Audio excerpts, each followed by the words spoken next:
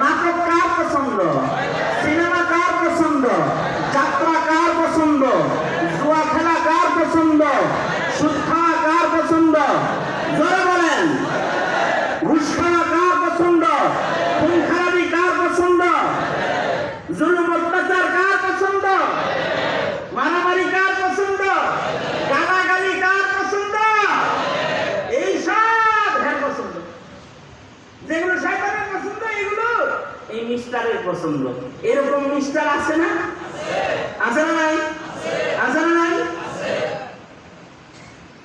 এইরকম যাদের পছন্দ এগুলো কি দাম?